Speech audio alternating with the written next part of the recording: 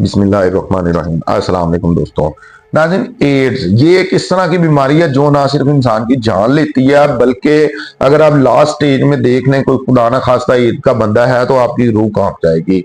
और ये एक ऐसी गंदी बीमारी भी है जिसका जिक्र आप लोग आसानी से किसी के आगे कर भी नहीं सकते। अब मुल्तान के बहुत से लोगों में एड्स का वायरस है, ये फैलता जा रहा है। अगर मैं आप लोगों को यहाँ पर यह बताऊं कि यह वायरस फैलता नहीं जा रहा बल्कि जानबूझकर चंद टकों की खातिर फैलाया गया, और फैलाया किसकी तरफ से गया? डॉक्टर हजरात की तरफ से। और इसके बाद डॉक्टरों को शर्म नहीं आई, वहां के डॉक्टर हजरात को, कि अगर हमारे स्टाफ में से किसी बंदे ने यह गलती कर दी है या चंद टकों की खातिर अपना जमीर बेच दिया है तो ठीक है, हम लोग इसकी माफी मांगे या हम शर्मिंदा हों। जो रिपोर्ट सामने आई है उस लिहाज से जब मैं आप लोगों को ये रिपोर्ट पढ़कर सुनाऊंगा तो मुझको यकीन है कि आप में से जिन जिन लोगों ने बड़ी बड़ी सोचें बनाकर रखी हुई है ना कि हम अपने बच्चों को डॉक्टर बनाएंगे, तो वो जनाब जरूर एक मरतबा सोच में पड़ जाएंगे बच्चे कि आज के डॉक्टर ये सब कुछ करते फिर रहे हैं।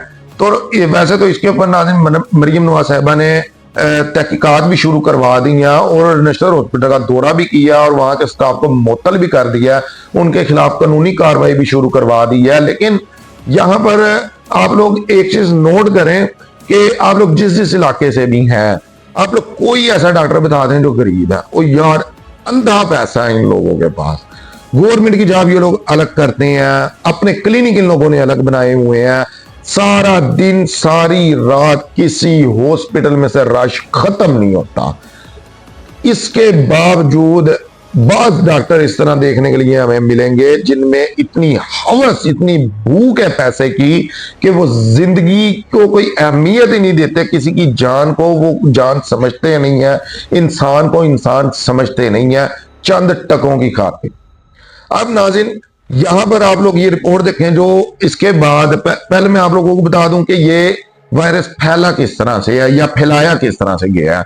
तो ये इस तरह से है नाज़रीन के नेशनल अस्पताल के डायलिसिस यूनिट में जब कोई मरीज आता था डायलिसिस करवाने के लिए, तो एक मरीज आया वहां पर जिसको एड्स होगा, तो उस मशीन के ऊपर उस मरीज का डायलिसिस किया गया। उसके बाद उस मशीन को चेंज तो नहीं खैर कर सकते, लेकिन ना उसकी सफाई की, ना उन लोगों ने देखें जब कोई मरीज डायलिसिस करवाते हैं ना तो उसके पहले से सारे टेस्ट होते हैं।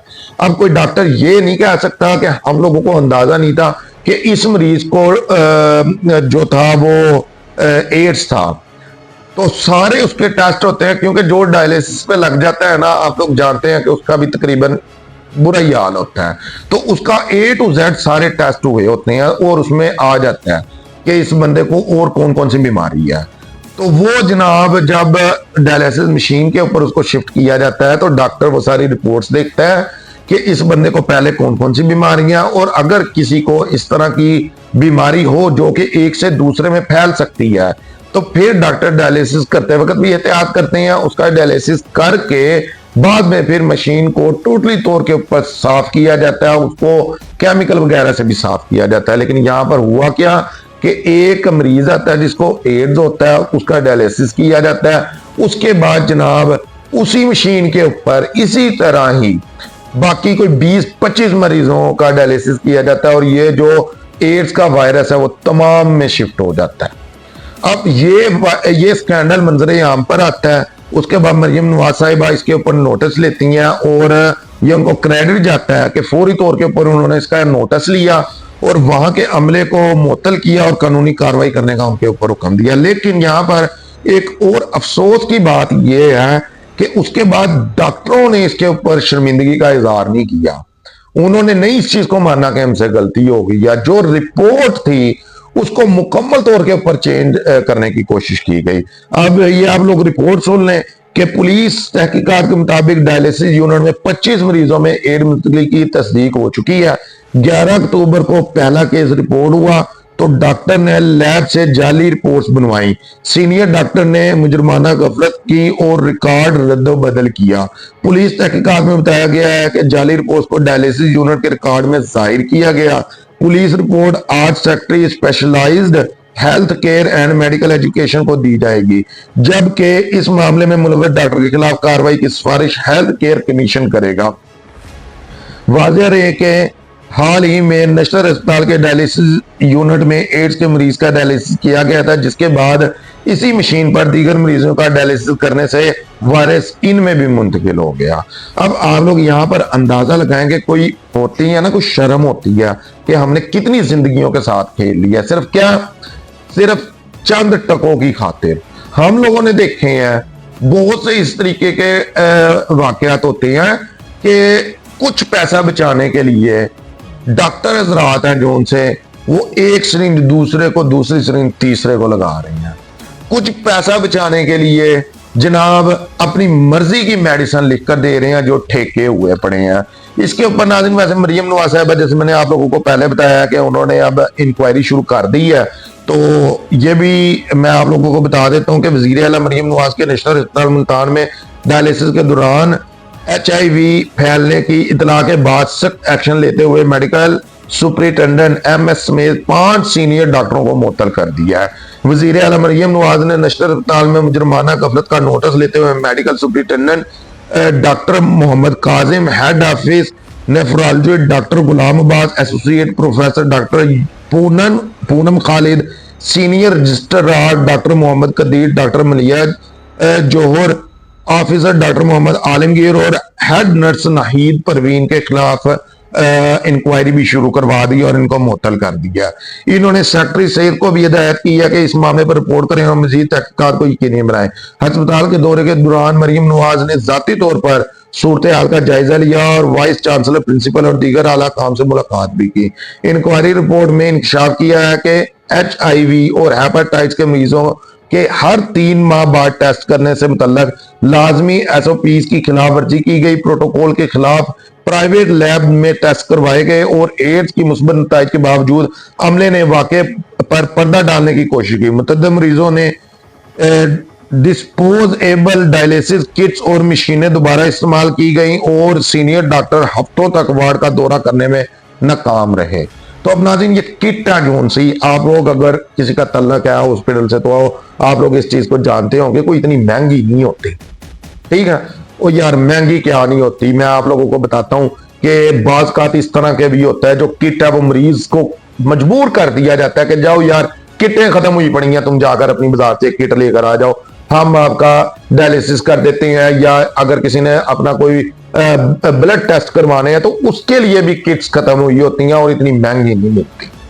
तो ये तो आप लोग अगर यार बजाय उसमें कोई बीमारी मुंतकिल करने के आप लोग वैसे ही कह दो कि यार जो सरकारी किट्स हैं वो हमने रखनी है, हमने अपने पेट में डालनी है, तो जाओ भाई मरीज को कह दो बाजार से किट ले आओ, हम तुम्हारा डायलिसिस कर देते हैं। तो वो लाजमी बेचारा वो जिंदगी मौत की जंग लड़ रहा है, वो लेकर आएगा ही आएगा। तो कम से कम इससे ये तो होता कि जो ये अब जानलेवा और गंदी बीमारी दूसरे लोगों में फैल चुकी है तो ये तो ना फैलती, जब करते ही हो पहले भी करते हो। जैसे मैंने आप लोगों को नाज़रीन पहले बताया था कि जो MBBS डॉक्टर होता है या जिसके पास दूसरी डिग्रीज होती हैं और खास तौर के ऊपर जो स्पेशलिस्ट होते हैं, उनके बड़े बड़े हॉस्पिटल अपने प्राइवेट हैं, क्लिनिक बड़े बड़े प्राइवेट हैं और हॉस्पिटल DHQ हॉस्पिटल में भी वो जॉब करते हैं, दूसरे सरकारी हॉस्पिटल में भी वो जॉब करते हैं। किस डॉक्टर को पैसे की कमी है?